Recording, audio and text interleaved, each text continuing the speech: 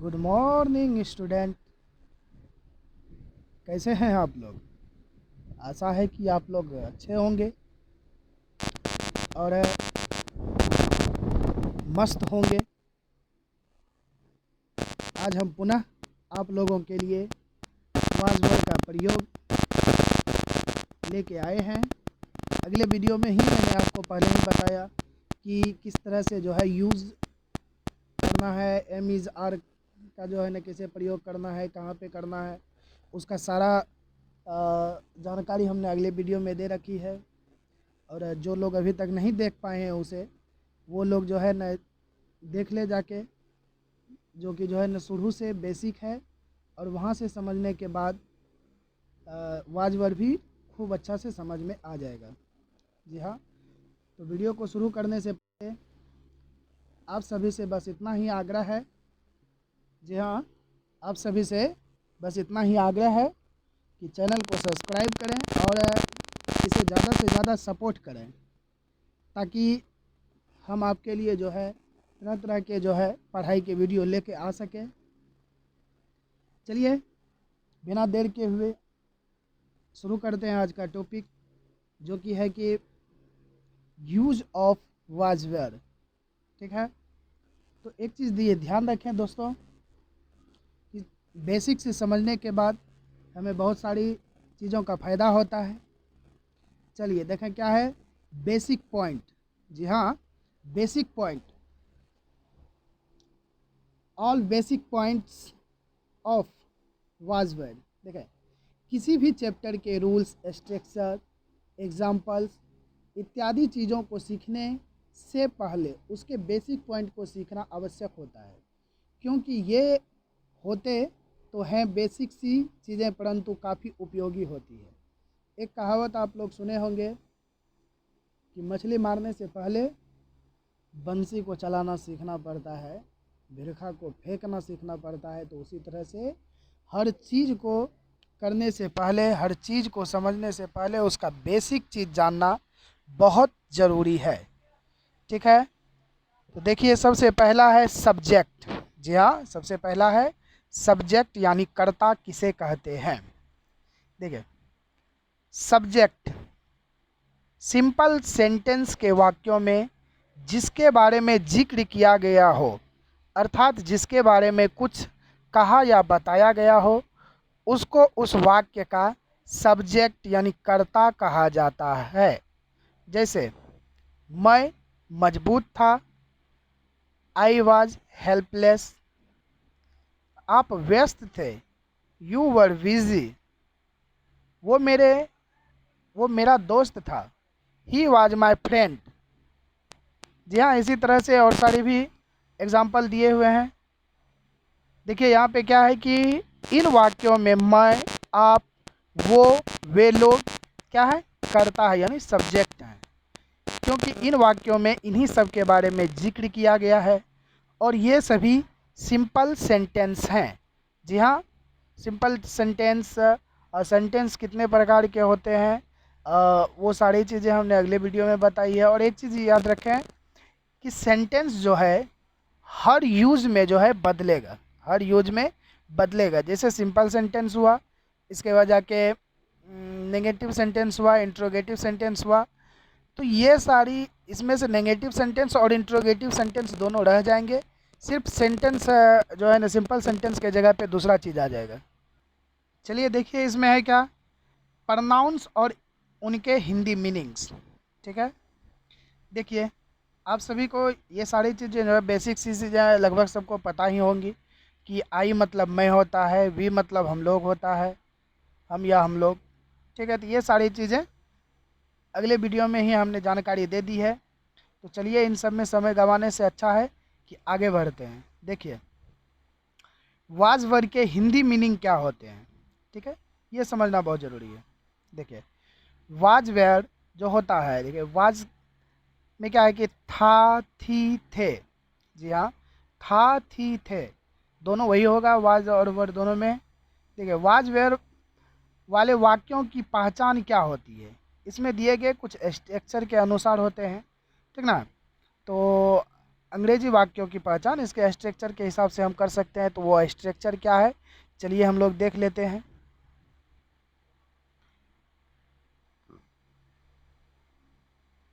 देखिए,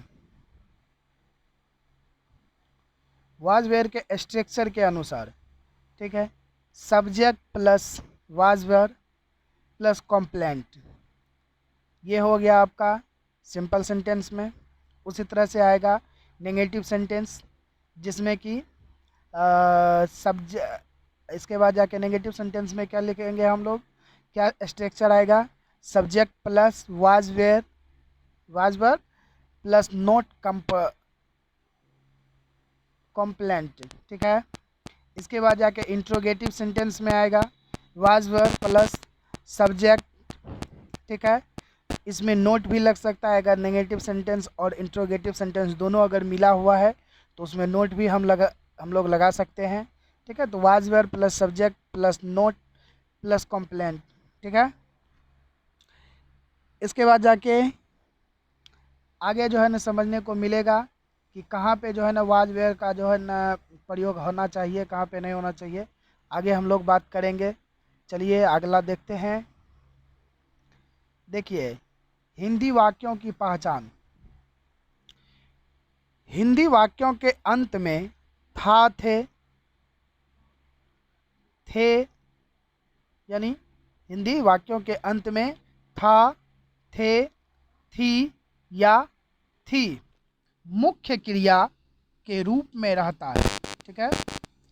जब अनुवाद का बात आएगा, तो उसमें सबसे बड़ी चीज़ याद रखना है, सबसे इम्पोर्टेंट चीज़ जो होती है उसको ध्यान में रखते हुए क्या करना है कि जब वाक्य के अंत में था, थे, थी या थी मुख्य क्रिया के रूप में रहता है, तब वाक्य के कर्ता के अनुसार वाज वेयर का प्रयोग किया जाता है। जैसे देख लें, नीचे एग्जाम्पल दिया हुआ है कि मैं व्यस्त था, ठीक है। अभी जो स्ट्रक्चर आप लोग को समझा रहे थे सेम स्ट्रक्चर है, subject plus was plus complaint, ठीक है, कॉम्प्लेंट। तो उसी तरह से ये हो गया आपका सिंपल सेंटेंस में, ठीक है। इसके बाद जाके यहाँ पे देखिए जो अभी तुरंत स्ट्रक्चर बताए, was plus were plus complement, ठीक है। इसके बाद जाके ये आ जाएगा आपका इंट्रोगेटिव सेंटेंस में, जिसमें कि प्रश्नवाचक चिन्ह है कि पहले क्या है। देखिए, सब्जेक्ट वाज प्लस कॉम्प्लेंट, देखिए सबका अलग अलग है कि इसमें था भी लगा हुआ है, थे भी हैं, इसमें थी है, सबका अलग अलग है। इस चीज़ को ध्यान रखें कि जैसे कि आपको कोई बोल देता है कि तुम यहाँ थे, तुम यहाँ थे, तो अगर बोल देगा कि इसका जो है ना आप लोग ट्रांसलेट कीजिए कि इसका जो है ना इंग्लिश जो है ना वर्जन निकालिए, आप इसमें क्या लिखेंगे, क्या करेंगे, ठीक है। आप घबराइए नहीं, ये ध्यान दीजिए कि उनके जो बात है, उनका लास्ट जो है हिंदी मीनिंग क्या है, लास्ट में हिंदी मीनिंग क्या है या था, रहूँगा, क्या है उसको ध्यान देखिए। अगर है, लास्ट में अगर है तो उसमें इज़ एम आर का प्रयोग करेंगे, अगर था तो उसमें जो है ना वाज वेयर का प्रयोग करेंगे, ठीक है। इसी तरह से आगे समझेंगे हम। चलिए अगला हम देखते हैं क्या है। देखिए, सबसे इम्पोर्टेंट वाज वेयर का प्रयोग कब किया जाता है। जी हाँ, वाज वेयर का प्रयोग कब किया जाता है। देखिए, वाज वेयर का प्रयोग किसी वस्तु, स्थान इत्यादि के पास्ट की अवस्था, विशेषता, गुण, स्वभाव आदि को बताने के लिए किया जाता है, ठीक है। था का अर्थ ही हो गया पास्ट, यानी कि बीत गया जो, ठीक है, जो बीत चुका है, जिसको कि हम लोग क्या बोलते हैं, भूतकाल भी बोलते हैं, ठीक है। ये चल गया पास्ट का बात, ठीक है। यहाँ पे जो है जैसे ही था का अर्थ आएगा वहाँ पे जो है पास्ट का बात हो रहा है, भूतकाल का बात हो रहा है। तो देखिए, भूतकाल में हम लोग वाज वेयर का प्रयोग करेंगे। देखिए कैसे, किसी व्यक्ति, वस्तु, स्थान इत्यादि के बारे में उसके पुरानी अवस्था, विशेषता, गुण, स्वभाव आदि की जानकारी देने के लिए वाज और वर का प्रयोग किया जाता है तथा इसका वर्तमान से कोई लेना देना नहीं होता है। अब इसका एग्जाम्पल है, देख लीजिए, मैं बीमार था, आई वॉज सिक। आप व्यस्त थे, यू वर बिजी। खाना अच्छा था, फूड वाज गुड। ओहो, ये खाना स्वादिष्ट था, वाह। Food was tasty. अरे भाई सब बात मत लिखा करो। देखो क्या है, राहुल ईमानदार था, राहुल वाज ऑनेस्ट। ठीक है, चलिए इसी तरह से बहुत सारे एग्जाम्पल दिए हुए हैं। तो जो बच्चे अभी तक का चैनल को सब्सक्राइब नहीं किए हैं, उससे आग्रह है जल्दी से चैनल को सब्सक्राइब करें और शेयर जल्दी मारें। जी हाँ, शेयर आप लोग नहीं करते हैं, मज़ा नहीं आता है। शेयर करते रहें, मज़ा आते रहेगा। शेयर जम के कीजिए। एक बच्चे कम से कम 20-20 शेयर मारिए। एक बच्चे कम से कम 20-20 शेयर मारिए। ठीक है, चलिए देखिए आगे क्या है, किसके साथ वाज और किसके साथ वर का प्रयोग किया जाता है। देखिए, सामान्यतः फर्स्ट पर्सन सिंगुलर नंबर, ठीक है, जिसमें एक का बोध होगा, जिसमें एक का बोध होगा, उसमें हम लोग वाज का प्रयोग करेंगे। ठीक है, सीधा छोटे से बात में समझना है। सिंगुलर नंबर, ठीक है, फर्स्ट पर्सन, यही फर्स्ट पर्सन और सिंगुलर नंबर जिसमें एक व्यक्ति, एक वस्तु, एक स्थान का बोध होगा, उसमें हम लोग वाज का प्रयोग करेंगे। बाबू उत्तर लेके चलोगे तो माथा पगला जाएगा। ओके, तो सीधा सीधा समझना है, जिसमें एगो आदमी का बोध होगा ओकरा में हम लोग वाज का प्रयोग करेंगे। ठीक है, और देखो क्या है कि फर्स्ट पर्सन प्लूरल नंबर, जिसमें कि वी, जैसे कि वी आ गया, वी में आ जाएगा क्या, वी में हम लोग या हम, ये देखो सेकेंड पर्सन हो गया। यू, और यू में यू आ गया थर्ड पर्सन प्लूरल नंबर। तो इसमें जो होगा क्या, इसमें जो होगा क्या, इसमें वर का प्रयोग करना है। जैसे ही सेकेंड पर्सन, ठीक ना, और थर्ड पर्सन का बात आएगा, उसमें वर का प्रयोग कर देना है। ठीक है, जैसे ही एक से ज़्यादा का बोध आ जाएगा, जैसे ही एक से ज़्यादा का बोध हो जाएगा, उसमें सीधा कुछ नहीं सोचना है, सीधा वर का प्रयोग करना है। ठीक है, देखिए, आई के साथ वाज का प्रयोग किया जाता है। ही, सी, इट और सिंगुलर नाउन के साथ वाज का प्रयोग किया जाता है। वहीं वी, यू, द और प्लूरल नाउन के साथ वर का प्रयोग किया जाता है। वहीं दिस, डेट के साथ वाज का प्रयोग किया जाता है। वहीं डैश, दोज के साथ वर का प्रयोग किया जाता है। सिंगुलर नाउन किसको कहा जाता है, अभी तुरंत हम आप लोगों को बताए। अरे भाई ध्यान दो, सिंगुलर नाउन एकदम अभी तुरंत बताए ना। आए जो लाइव चैट कर रहे हो ना बाबू, एक दिन लतियाएंगे, ध्यान रखो। देख रहे हैं तो लोग के चैटिंग, ठीक ना। देखो, सिंगुलर नाउन राम, राधा, लड़का, लड़की, कलम, इसमें देखिए, इसमें एक आदमी का बोध है, इसमें एक आदमी का बोध है। ठीक है, इसलिए इसे सिंगुलर नाउन कहा जाएगा। प्लूरल नाउन में जैसे ही आएंगे, प्लूरल नाउन में जो है क्या आएगा कि एक से ज़्यादा बढ़ गया, जैसे लड़के, ये ग्रुप हो गया, लड़के, लड़कियां, ये भी ग्रुप हो गई, मतलब एक से ज़्यादा है वहाँ पे। बच्चे बहुत सारे होंगे, कल में एक से ज़्यादा है, इसको हम लोग प्लूरल नाउन कहेंगे और सिंगुलर नाउन। इस चीज़ को ध्यान रखो बाबू। ठीक है, इसी पे सारा खेल है। चलिए आगे देखते हैं। अब देखिए क्या है, देखिए इन पॉइंट्स को नीचे बताए गए एग्जाम्पल से समझे। देखिए, वाज का प्रयोग आई के साथ किया जाता है, जैसे आई वाज। ठीक है, वाज का प्रयोग सिंगुलर सब्जेक्ट, सिंगुलर नाउन और सिंगुलर प्रनाउन के साथ किया जाता है। जैसे देखिए, it was, he was, she was, this was, that was, Ram was, Radha was, the girl was, the boy was, the child was, his pen was, her husband was. ठीक है, इस तरह से वाज का हो गया। आप लोग हम देख लेते हैं वर का।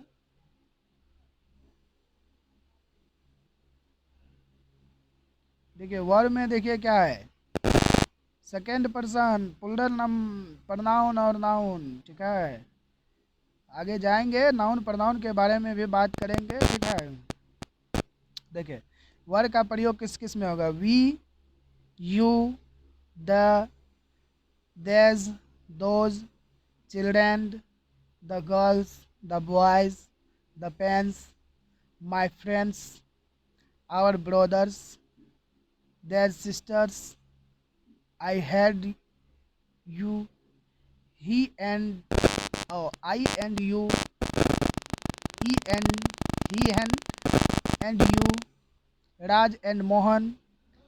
ठीक है, इन सारे चीज़ों को ध्यान में रखना है। ठीक है, देखिए हमेशा याद रखें सिंगुलर सब्जेक्ट के साथ, जी हाँ हमेशा याद रखें सिंगुलर सब्जेक्ट के साथ सिंगुलर वर्ब का प्रयोग होता है और प्लूरल सब्जेक्ट के साथ प्लूरल वर्ब का प्रयोग होता है। ठीक है, चलिए आगे देखते हैं, समय कम है, समय को देखते हुए चलना है। देखिए अब आगे स्ट्रक्चर के बारे में। ठीक है, स्ट्रक्चर, स्ट्रक्चर और एग्जाम्पल। जी हाँ, स्ट्रक्चर और एग्जाम्पल को समझ लेते हैं। देखिए पहले ही हमने बताया कि जैसे जैसे हम आगे बढ़ेंगे सेंटेंस बदलते जाएगा। जी हाँ, पहले एज, इम, इज, एम, आर में जो है सिंपल सेंटेंस तक था। अब आ गया एफर्मेटिव सेंटेंस में, जिसको कि सकारात्मक वाक्य, हिंदी में हम वही कहेंगे। ठीक है, जिसमें कि जो है नहीं और प्रश्नवाचक का जो है ना कोई बात नहीं होगा। जी हाँ, अब देखिए सकारात्मक वाक्य जिसमें कि जो है ना नेगेटिव और इंट्रोगेटिव सेंटेंस छोड़ के बात होगी, यानी कि इसमें जो है ना नहीं की बात नहीं होगी और क्या की भी बात नहीं होगी। ठीक है, ऐसे सब्जेक्ट में हम लोग क्या करेंगे, ऐसे सेंटेंस में हम लोग क्या करेंगे, देखिए वैसे सेंटेंस क्या है, तुम वहाँ थे, चाय गर्म था, पानी ठंडा था, सवाल कठिन था। देखिए ये सारी बातें पास्ट की हो रही है, ये सारी बातें पास्ट की हो रही है। ठीक है, इसमें आपको कहीं प्रेजेंट की बात दिख रही है, थे, था, थी। ठीक है, पहले की बातें हो रही है, इस चीज़ को ध्यान में रखना है। चलिए, इस प्रकार के वाक्यों को हिंदी से अंग्रेजी में ट्रांसलेट करने के लिए नीचे गए स्टेप और फ्लो किया जाता है। देखिए ट्रांसलेशन रूल्स क्या है, अनुवाद के नियम क्या है। देखिए सबसे पहले सब्जेक्ट को लिखा जाता है, यानी कर्ता, जिसको हम लोग कर्ता कहते हैं। मान लिए कि हर चीज़ का कर्ता होता है, हर चीज़ का कर्ता होता है, तुम लोग भी जो कर रहे हो वो भी करता है। एक बाद जाके आएगा कर्म। ठीक है, देखो सबसे पहले सब्जेक्ट को लिखा जाता है, फिर सब्जेक्ट के अनुसार वाज वर्ब को लिखा जाता है। सब्जेक्ट के अनुसार, जैसे कि सब्जेक्ट है मैं, तो मैं के साथ क्या होगा, वाज होगा, तो वाज को लिख देंगे। अगर हम लोग हैं कर्ता में, सब्जेक्ट के जगह पर हम लोग हैं, तो उस जगह जो है सब्जेक्ट के बाद जो लिखेंगे वो वर्ब लिखेंगे। ठीक है, इसके बाद जाके फिर कॉम्प्लेंट को लिखा जाता है। कॉम्प्लेंट मतलब जो आपका जो है ना शब्द दिया हुआ है, जैसे कि कामचोर है, बिजी है, अंधा है, तो जो भी है उसको हम लिखेंगे। ठीक है, ये होता है आपका सकारात्मक वाक्य का। ठीक है, चलिए अब हम लोग बढ़ते हैं अगले राउंड की ओर। देखिए एग्जाम्पल दिया हुआ है, एग्जाम्पल है कि मैं बीमार था, आई वॉज सिक, आप व्यस्त थे, आप व्यस्त थे। इसमें दो एक से ज़्यादा का बोध आ गया, इसलिए वर का प्रयोग कर रहे हैं। ठीक है, बच्चे भूखे थे। ठीक है, चिल्ड्रेन वेर हंग्री, इसमें भी एक से ज़्यादा का बोध हो गया, इसलिए इसमें भी वर का प्रयोग कर रहे हैं। ठीक है, इस चीज़ को बस ध्यान में रखना है कि कहाँ पे सिंगुलर नाउन है, सेकंड पर्सन है, थर्ड पर्सन है, फर्स्ट पर्सन। देखो first person, second person and third person, इस चीज़ को सिर्फ याद रखो, ध्यान में रखो, कुछ नहीं है ये सब चीज़, ठीक है, बस ध्यान रखना है। चलिए आगे, आगे देखिए नेगेटिव सेंटेंस की बातें आ रही है। ध्यान, नेगेटिव सेंटेंस, नकारात्मक वाक्य, ठीक है। नेगेटिव सेंटेंस में देखिए क्या है, negative sentence of was as word के rules structure example in Hindi to English. देखिए क्या है, अब ऐसे वाक्यों को देखें जिसमें नहीं लगा रहता है, जिसमें नहीं भी लगा रहता है, ठीक है। जैसे मैं वहाँ नहीं था, वह पागल नहीं था, तुम रास्ते में नहीं थे, मैं वहाँ खुश नहीं था, गाना अच्छा नहीं था, खाना स्वादिष्ट नहीं था, ठीक ना, तो माथो ठीक नहीं था। देखिए नकारात्मक वाक्यों में क्या होता है कि इस प्रकार के नकारात्मक वाक्यों में ट्रांसलेट करना बहुत ही आसान है। बस आप वाज वर्ड के बाद नोट लगा दें, नीचे का स्ट्रक्चर देख लें, कुछ नहीं है इसमें, ठीक है। देखिए सब्जेक्ट कर्ता, ठीक है, इसके बाद जाके वाज वर्ड जो अभी तुरंत समझाए कि जैसे कि मैं रहेंगे, कर्ता के जगह पर अगर मैं है तो उसमें जो है ना वाज, आई वाज, ठीक है। इसके बाद जाके अगर उसमें देखिए अगर जो है नकारात्मक वाक्य आपको दिख रहा है तो नोट लगाना है, अगर नहीं दिख रहा है तो कोई दिक्कत नहीं, अगर दिख रहा है तो उस जगह पे नोट लगा देना है। Subject plus was verb plus not plus complaint, ठीक है। देखिए एग्जाम्पल जैसे मैं वहाँ नहीं था, आई वॉज नोट देयर, ठीक है। वह पागल नहीं था, he was not mad, okay. इस चीज़ को समझिए, आगे कुछ नहीं है बस। अब देखिए क्या है अगला, अब है इंट्रोगेटिव सेंटेंस। जी हाँ, इंट्रोगेटिव सेंटेंस। इंट्रोगेटिव सेंटेंस में क्या है, इंट्रोगेटिव सेंटेंस में है कि वाज वर्ड इंट्रोगेटिव सेंटेंस के रूल्स स्ट्रक्चर, इसको समझना है। देखिए सबसे पहले ये ध्यान रखिए कि इंट्रोगेटिव सेंटेंस किसको कहा जाता है, इसका पहचान हम लोग क्या करेंगे, कैसे करेंगे, ठीक है। इंट्रोगेटिव सेंटेंस किसे कहते हैं, देखिए वैसे प्रश्नवाचक वाक्य है जिसका जवाब आप हाँ या ना में दे सकते हैं, उसे इंट्रोगेटिव सेंटेंस कहते हैं। ये पढ़ाया क्या से शुरू होता है, जैसे मैं, क्या मैं गलत था, क्या वह पागल था, क्या वो अकेला था, क्या वे लोग उपस्थित थे, क्या मूवी अच्छा नहीं था। जहाँ पे जिस वाक्य में आपको शुरू में क्या दिखाई दे उसको समझ लेना है, ये इंट्रोगेटिव सेंटेंस है, यानी प्रश्नवाचक वाक्य है, ठीक है। इसका स्ट्रक्चर समझिए, ठीक है। इसका स्ट्रक्चर देखिए क्या है, इसका स्ट्रक्चर, हाँ देखिए इसका स्ट्रक्चर, ट्रांसलेशन का रूल्स जो है, अरे बाबू एक स्ट्रक्चर नहीं दिया हुआ है, देखो कुछ नहीं है, स्ट्रक्चर में कुछ नहीं है, इसको सिर्फ ध्यान में रखना।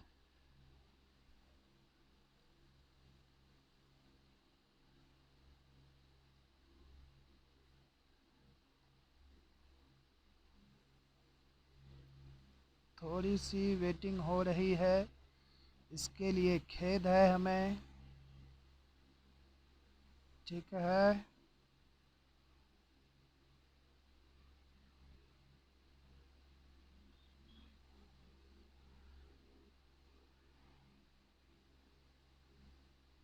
देखिए स्ट्रक्चर को समझना है तो इसमें जैसे कि लगा हुआ है कि वाज वेयर,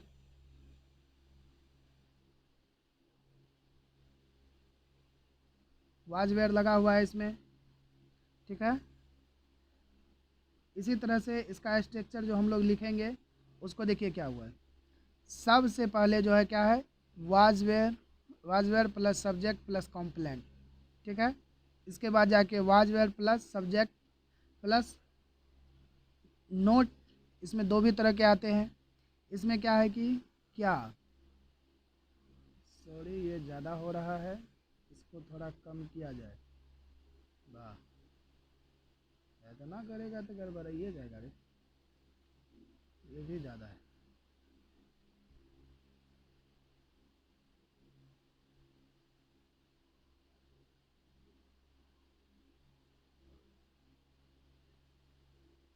देखिए, क्या मैं, ठीक है, क्या मैं, तो क्या के और मैं का क्या होगा, आई, और क्या का वाज, ठीक है। अब इसमें जो है, देखिए यहाँ पे आ रहा है ना, स्ट्रक्चर समझ में आ रहा है। वाज वर्ड का प्रयोग सबसे पहले आया, आई का प्रयोग, इसके बाद जाके आ गया आपका सब्जेक्ट, इसके बाद जाके कॉम्प्लेंट, कॉम्प्लेंट में लिख देना है पागल, या इसका हम लोग लिख सकते हैं मेड। देखिए सबसे पहले क्या आ गया आपका, स्ट्रक्चर में वाज वर्ड दिया हुआ है, इसके बाद जाके सब्जेक्ट है, सब्जेक्ट दे दिए, इसके बाद जाके कॉम्प्लेंट, कॉम्प्लेंट में मेड दे दिए। समझ में आ गया, इसमें कुछ है नहीं है। अब आप लोग कह रहे होंगे कि was were plus subject plus not और कंप्लेंट, इसमें भी लगा रहता है कि देखिए सबसे पहले वाज वेयर का प्रयोग आ गया, इसके बाद जाके सब्जेक्ट का, ठीक है, इसमें आ गया फिर सब्जेक्ट का, इसमें एक एक में जो है ना नहीं भी लगा रहता है, नहीं, तो नहीं में नोट लगा देना है, ठीक है, इसमें नहीं में नोट भी लगा देना है, इसके बाद जाके कंप्लेंट लिख देना है, पागल, मेड, बिजी, जो भी है। समझ में आ गया। चलिए, बहुत बहुत धन्यवाद आप लोगों का, जो कि बड़ा जल्दी समझ जाते हैं। इसी तरह से मन लगा के पढ़ते रहिए और आगे बढ़ते रहिए। जी हाँ, और जो सब चैनल को सब्सक्राइब नहीं करते हो बाबू, बड़ा खराब वाली बात है, ये ध्यान रखो, ठीक है। चलिए, इसी के साथ आज का क्लास यहीं पे ख़त्म करते हैं, ठीक है। और चैनल को सब्सक्राइब कीजिए और शेयर ज़्यादा मारिए, ठीक है। शेयर मारने के बाद होता क्या है कि एक हौसला बना रहता है हम लोग के पास कि नहीं, आज इतने स्टूडेंट हमको सपोर्ट कर रहे हैं, तो इसके लिए भी हम लोग टाइम निकाल के ज़रूर कुछ ना कुछ करेंगे, ठीक है। तो मिलते हैं अगले वीडियो में पुनः। आप लोगों से इसको समझिए, बढ़िया से पढ़िए। जय हिंद, जय भारत, धन्यवाद।